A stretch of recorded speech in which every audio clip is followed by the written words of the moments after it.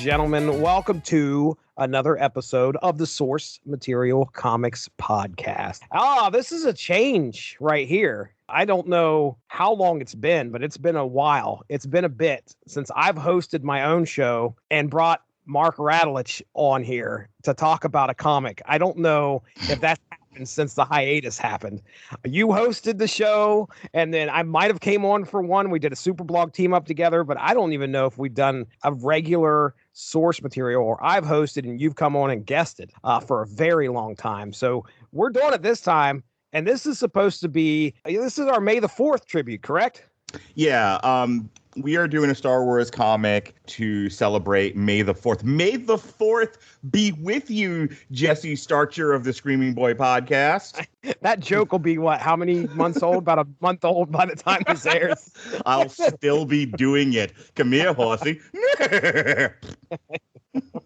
Right. We're celebrating May the 4th. Star Wars Day. Yeah, that's right. Tell me why Shattered Empire, because we know there's a plethora of books out there. We've done quite a few of them on the show before, but I mean, you got any specific reason why you landed on this one? The easy answer is I'm sure I got it as a gift for Christmas or something like that, and it's been sitting on my shelf for a while. The second answer is because you wanted to out of the stack which I gave you. Here are all the books on my shelf I haven't read yet. Pick one of them for us to talk about. And you're like, Swamp Thing, Slots, I ate all, Hot Lunch, Kaiju Score, and you're like, Shattered Empire. And I'm like, of course. So even Silver Surfer Black, I gave you an option for, and you're like, nah, G. I'm all about that Star Wars. You heard? Star Wars, Shattered Empire. The road, my friend. The road to Force Awakens. Which is the real aim. Beyond all of that funniness that I just talked about, the real reason why I own the book, the one reason why I talked about it, and one of the reasons why I'm kind of disappointed with what it was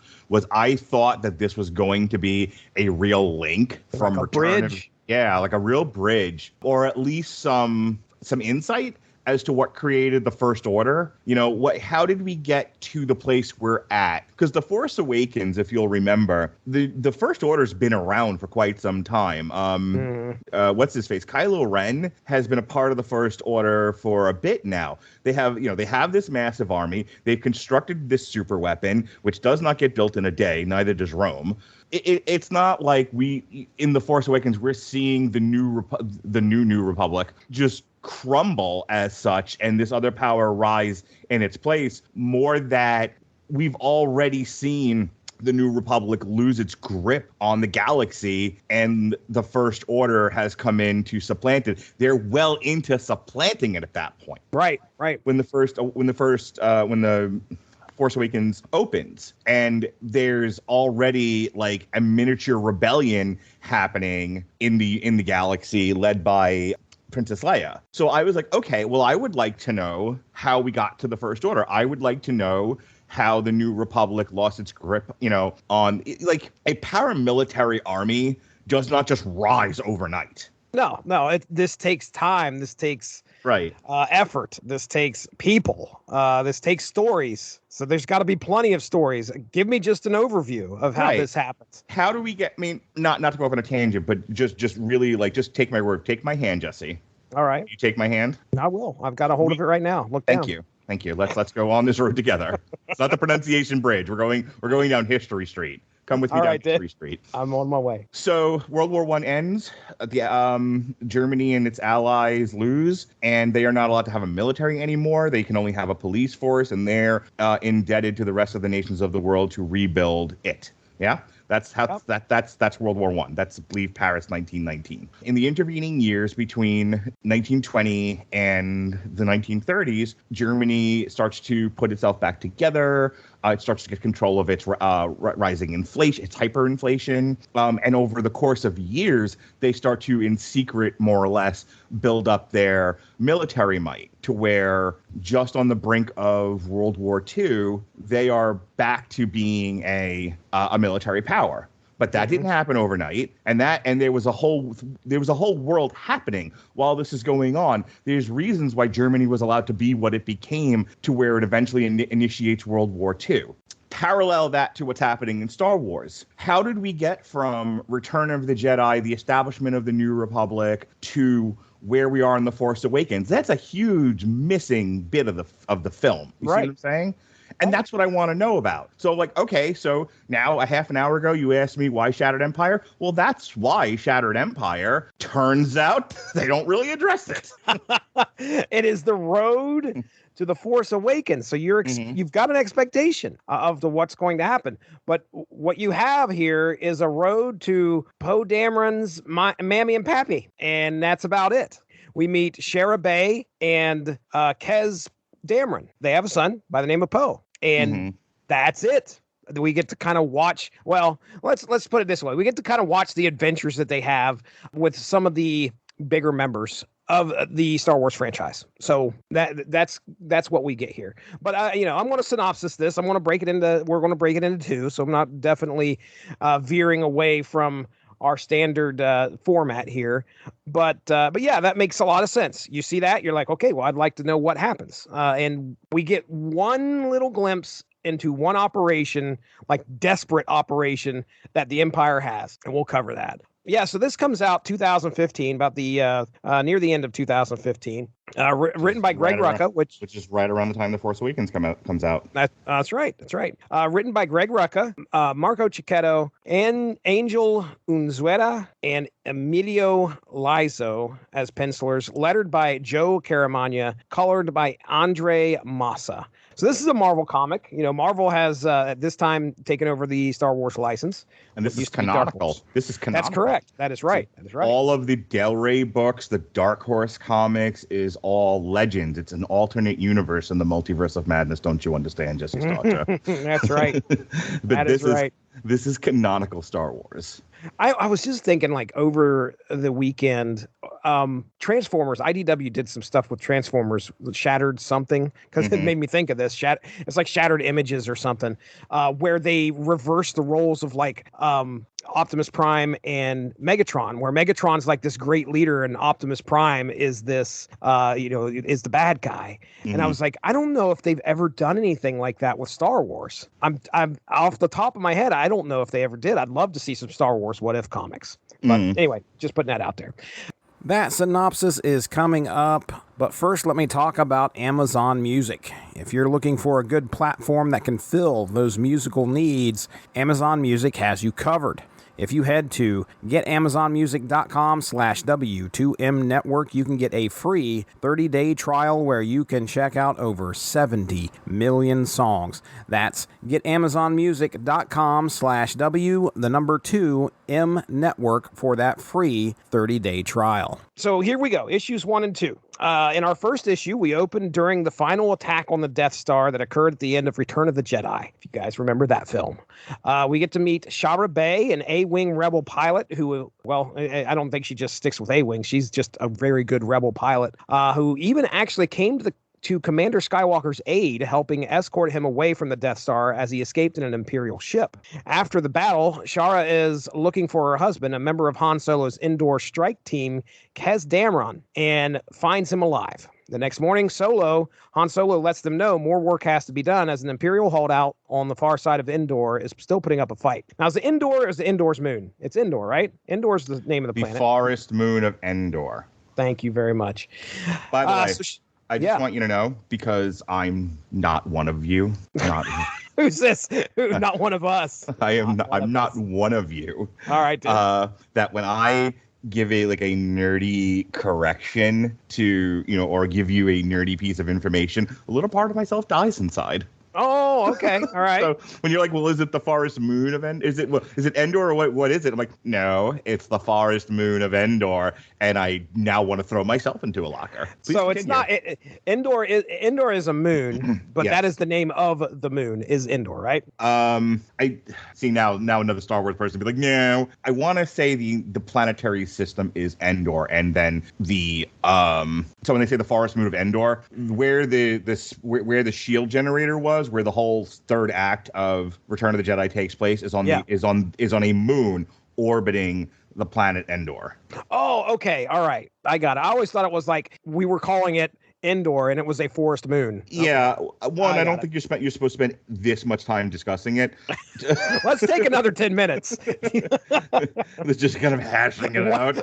How does it qualify to be a moon? I'm just curious. It's what is it, like Jupiter? Where it's no longer a planet; it's actually a gas system. Right. Anyway, right. the point being is that it's the moon orbiting Endor is where the shield generator is. Got it. All right, so here we go. So there's an Imperial holdout over there. Solo's like, okay, we've got to go find these guys. We got to let them know, hey, the war's over because you guys lost. So Shara hops in and says, hey, I'll help fly you guys over there. So they go over to this base. They storm the base, overcome the Imperialists. Han returns to the ship, telling Shara and the rest of the team that the war against the Empire is just not over yet. So later on, Star Destroyer Torment, an Imperial captain, meets with a messenger who relays a directive from the Emperor that he and some others unknown to him are to engage Operation Cinder in order to eliminate the rebellion. A bit of time passes and we find Shara in Kawa City on Sturdic 4 fighting off an Imperial walker wreaking havoc on the city. With some fancy flying, her team is able to blow the walker up, save the city, but we learn Shara is worried about Kez because she hasn't heard from him in a while.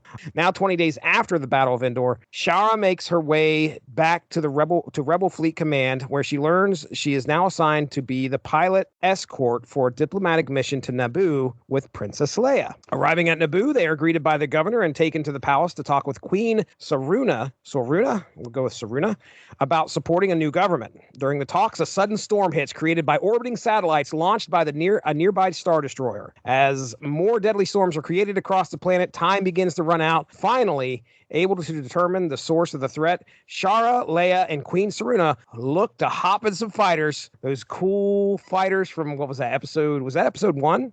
You're talking about like at the end of the Phantom Menace? Right, that's episode... Yeah. Okay, now I know what you're talking about. Yeah, those show up all over the Clone Wars too, if I remember correctly. Okay, all right. So yeah, I remember seeing those ships, and I was like, oh, look at that, it's those ships. Anyway, those are the ships that they hop into, and they're heading to space. So that's where issue 2 ends. So we're pretty much done with the first 2 issues. We get a nice introduction to mainly our main character here. We're going to follow her mostly, which is Shara Bay. And we get some neat backdrops to some very familiar places and some familiar events that occur, obviously, right after Return of the Jedi ends. So what are your thoughts here on the first 2 issues? You know, I have to tell you, I was like halfway engaged with this story. Because at the same time that I read this, I was also reading the Darth Vader comics from around the same time. They're okay. Like here's the thing. So far of all like the Star Wars comics that we've like the Lando story, Princess Leia, this one, and Darth Vader, which I'm currently reading, it's all just okay. You know, it's average. It's fine, moderately engageable, stories in this universe. I think where I'm having some difficulty is, me, I like some substance with what I'm reading. Sure. You're talking about like, when was the last time I was on here? The last time I was on here was for Billionaire Island. Okay, all right. And you couldn't get me to shut up on that show. You tried. I give you all the credit in the world, but I was just a babbling brook, and all I wanted to do was talk about the socio-political implications of what that book talks about. I will fight Ronnie about Mark Russell. I just will. Mark Russell would probably love to watch it and then write about it. In the mud. So yeah, that's more of my speed. I don't mind talking about this.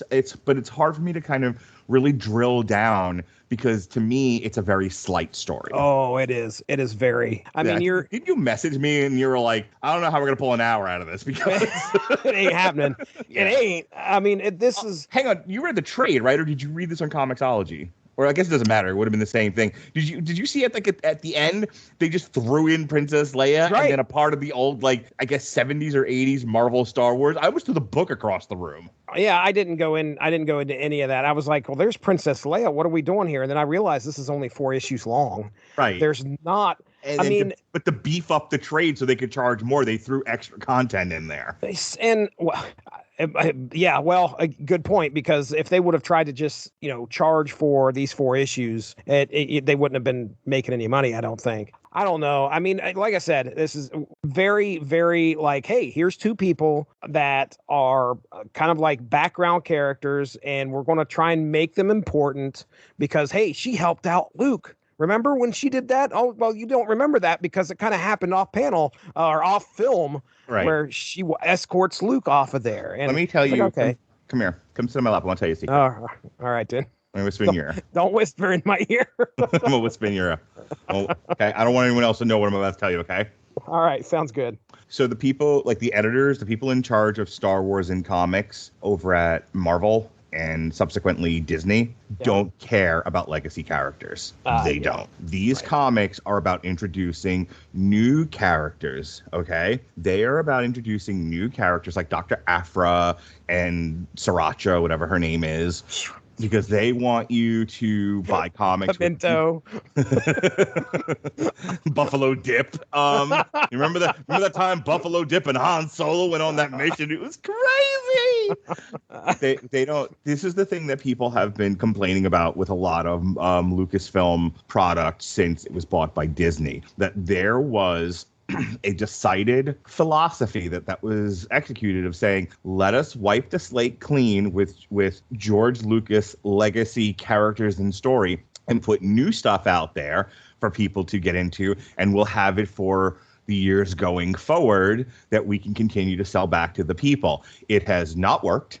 It has bombed. I don't know if you know the story about like the High Republic novels, I think it is, but like they're not selling. Here's the problem. My kids' generation and younger, probably even a little bit older, they're not all but maybe really tangentially into Star Wars. Yeah. So all that you've got left is like mine and your generation and maybe the generation before that grew up, that they were children when The Phantom Menace came out. And we're all like, and we're all Chris Bailey. Give us the Star Wars we know. And Lucasfilm has already said no. Yeah. No. Yeah. That's George Lucas. That's before Christ. This is New Testament. Don't you understand? And we're like, no. Eye for an eye, Sodom and Gomorrah. Give us the Old Testament. And they're like, no, except Luke, Matthew, John, Jacob, Jingleheimer, Schmidt. I've read the Heimer Schmidt Testament. You know what I'm talking about. Oh, man. This type of stuff isn't really a new concept when it comes to comics, for sure. I mean, I know this is 2015 when this is coming out, but they've done things very similar to this in the past where it's like, hey, we got to get people geared up for a film. What can we do to get them geared up for a film? They break the old toys. They break the old toys, put new ones on the shelf, and expect you to buy the new toys. You're like, no, please don't break the old toys. Remember the Bumblebee one that we talked about where it was like Bumblebee and some dude that was like 007 and it was before the Bumblebee movie with John Cena. And it was supposed to lead right into that. Yeah. And this is kind of like familiar stuff for comics. We also did the Logan's Run stuff, but I know that was in conjunction with the movie. Mm-hmm. They also didn't break the toys in that case. I don't think that's happening here. I think what we're getting is we're just getting. No, and when we get to the Luke Skywalker stuff, I'm with you. It's actually the Luke Skywalker stuff is the fun part of the book for me. Right. But I wanted to make you want us to be like, what do you think of this character? I think this character is a slipshod attempt to get people to get into new characters, and it doesn't work that very well. I hear you. Yeah, like I said, we get the familiar backdrop of what's happening at the end of Return of the Jedi. We get, she's rubbing elbows with Luke Skywalker. She's rubbing elbows. Can I complain about that for just a minute? That the first half the first issue that makes up this 4-issue limited series is the third act of Return of the Jedi, and how pissed I was. Well, I mean, you're just looking at those final things. No. Different. You can show stuff from Return of the Jedi, but you have to show it from a different point of view, from another character's point of view. You cannot recreate the entire third act in the first few pages of your comic book. Like this whole Shattered Empire is very cynical. It is a very cynical attempt to do the least amount of work to try to sell to rabid Star Wars fans because they think that we're religious zealots that'll buy it. I mean, Shattered Empire sounds so freaking cool. When you think about it, I mean, you're like, oh yeah, let's get into this. These guys are just probably hanging on by their fingernails. The Empire is about to fall apart. I can't wait to see what the last days of the Empire looks like. The cover is the final shot from Return of the Jedi. right before Iris is out and we go back to that John Williams score, that's the shot. That's yub yub. Coke is up to you. Yub yub. And that's what you see is that cover. And we're out. Yep. And that is not what this book is about. Nope. It's so much less. I didn't know what we were going to talk about tonight, but the more we're talking, the more I'm glad we're discussing this, because I speak truth to power, and I say nay, Lucasfilm, nay. Don't. I was not impressed. Well, okay. All right. Let's go ahead. We'll get in the last two issues here, and then we'll air more grievances if we have any. I mean, there are definitely some pretty cool parts that happen in these last two issues. Mm-hmm. But yeah, okay. So at the Outer Rim, in a place called the Wretch of Tyron, Kez and the rest of Solo's strike team are taking action against an Imperial Security Bureau black site. During the battle, Kez almost gets shot, but Chewie makes the save. Han gets C-3PO to interpret some encrypted transmissions, learning of Operation Cinder and that Naboo is one of its targets. And I mean, that went pretty quickly. It's just like, okay, hey, we know the Operation Cinder's happening. All right, let's go. Now, back in the orbit of Naboo, Shara, Leia, and Saruna engage the Star Destroyer. Remember, it's just these three. Woman power, way to go. They're up there engaging the Star Destroyer and all these satellites. They're taking them out. And all of a sudden, the Star Destroyer lets loose a score of TIE fighters. So out come these TIE fighters. Now things are getting even crazier.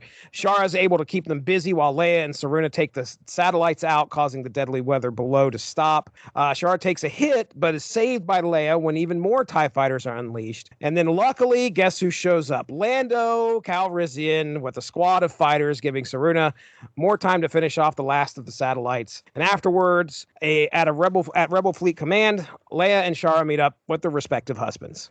Now, sometime later, Shara heads to a briefing room. Now, I'm talking like it's either days, maybe even months later. Shara heads to a briefing room where they are told Operation Cinder is still ongoing. Kez has put in his request to leave the rebellion prior to this, and Shara's commander has done the same for her. There's a lot of talk between her and her commander about how she's so focused on fighting for the rebellion, but you got to make time for family. It's not like the central focus of this book, but that's kind of like the subplot of this lady is she is helping out the rebellion, doing as much as she can, but she definitely wants to get home to Poe. So we're obviously, we're talking about Poe's mom here.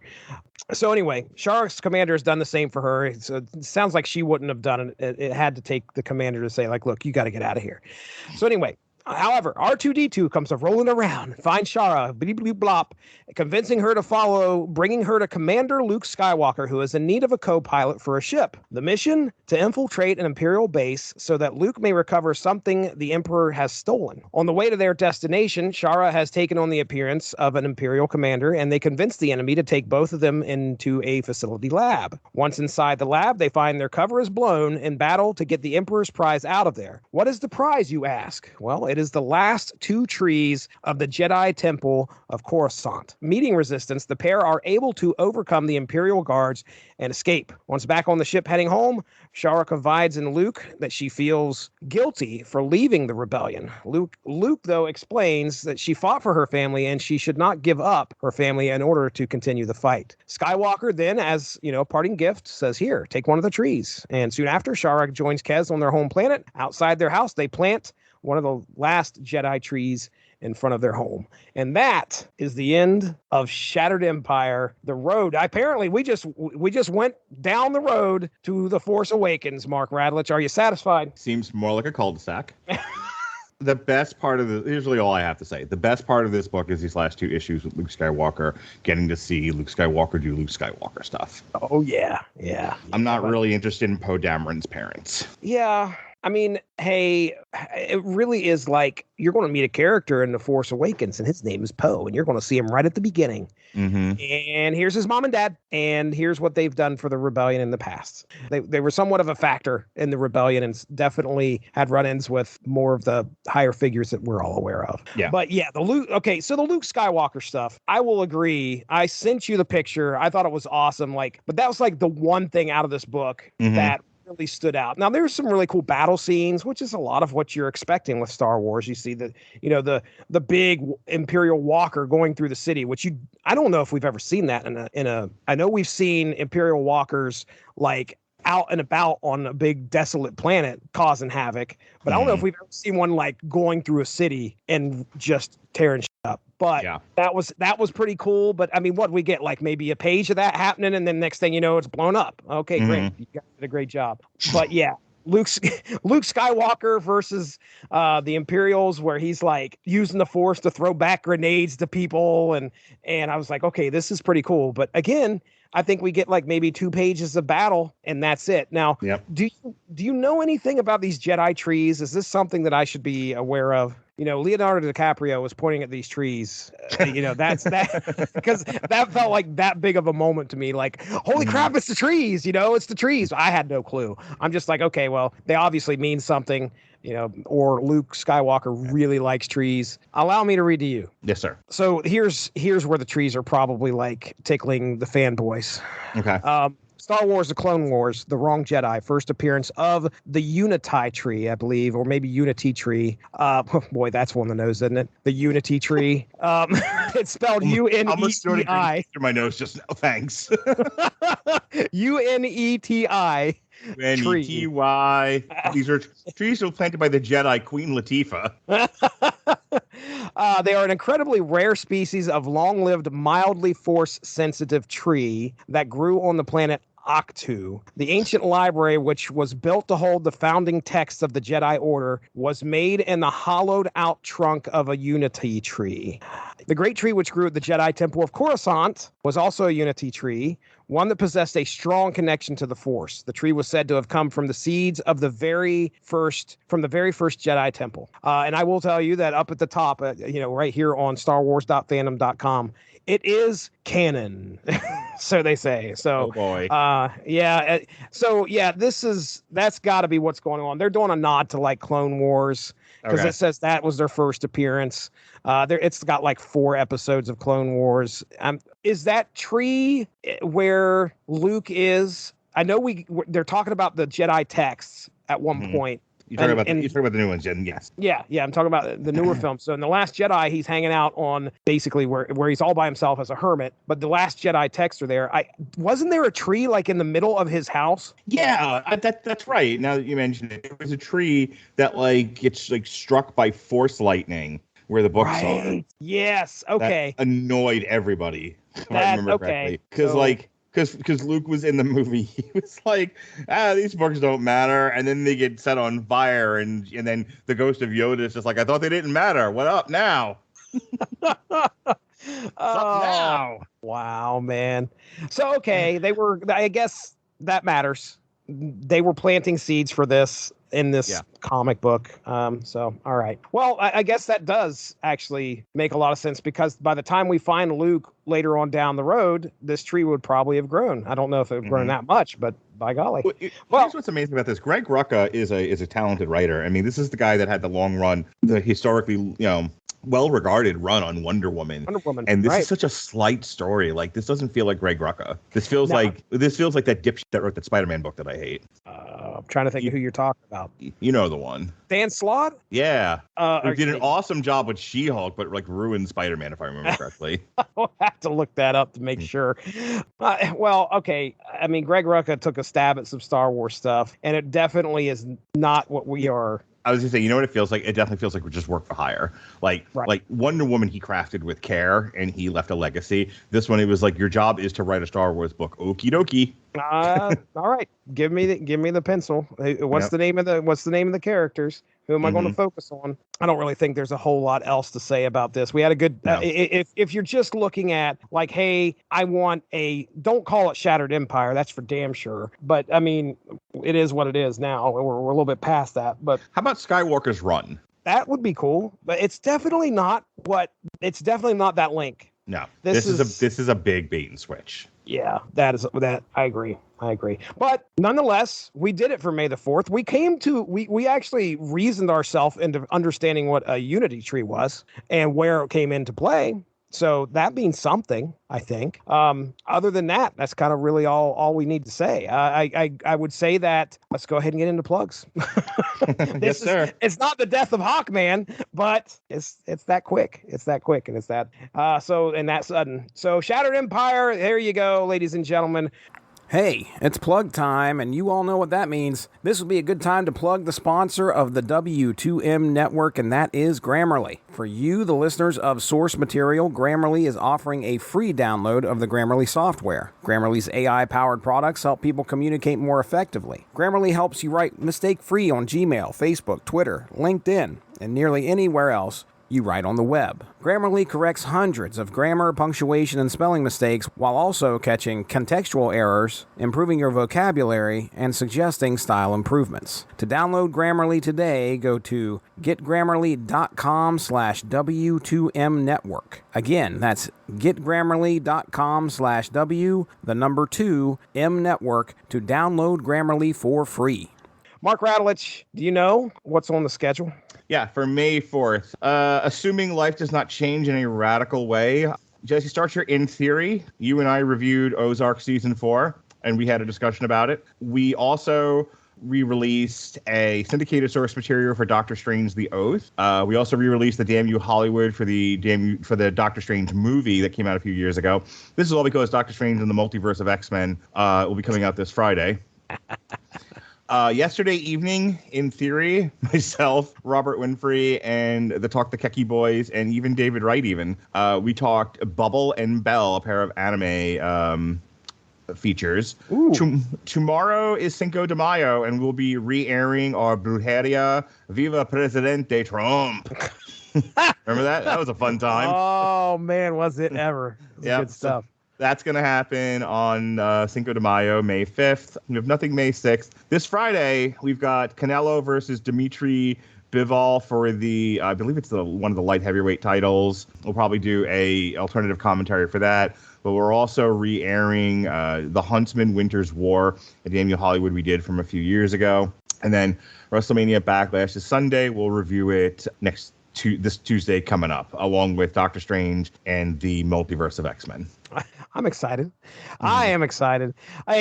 So this is May. We don't even have a tripped up trivia for May at this point, do we? Yeah, yep. In May 31st, because you guys like to drive me slightly crazy, you're doing sci-fi for Star Wars, which is today. But your trivia show doesn't come out for another 3 weeks. Okay. All right. Well, I can tell you that last month we did. What did we do last month? Was that Wrestle? I believe that Wrestling? Was like Demons. No, April is like Wizards. It was actually this past Sunday, the April 30th. It was Wizards and Magic, and that one you guys timed right. Like Batman, wrestling, and Wizards and Magic all timed right into proper shows. Got it. Your May one, what you guys insisted on doing of well after Star Wars, tying into nothing. Well, looks like there's going to be plenty of Radulich and broadcasting shows that are going. Man, that's Terminator week. Look at that. Jeez Louise. No, that is Mark's birthday week. I don't feel like talking to any of you people no more. So it's like, oh, re-air this. It's Terminator week. All right, then. Yes, sir. That sounds good. Well, hey, yeah, ladies and gentlemen, thanks for joining us tonight. You know, there's all sorts of Source Material Comics podcasts out there in the archives, so go out and check it out. I'm sure you'll be able to find something that you enjoy. We're over 300 episodes now. At least that's the plan. We're going to be over 300 episodes, and there's going to be something for you to probably enjoy just checking out in that backlog. But other than that, I think we are going to call it for Mark Radulich. I am Jesse Starcher. May the 4th be with you. Talk to you later. Have a good one. Bye-bye. Thank you all for joining us. Make sure to give that Radulich in Broadcasting Facebook page a like to stay up on top of all the great podcasts we have to offer. We are at home on Spreaker, but you can also find us on iTunes, Stitcher, TuneIn Radio, and recently we have hit the air on Spotify. Find your favorite podcast platform and type in RADULICH to subscribe for some great content. If you enjoyed this show, please feel free to share and spread the word. And as always, we appreciate any feedback and look forward to entertaining you again soon.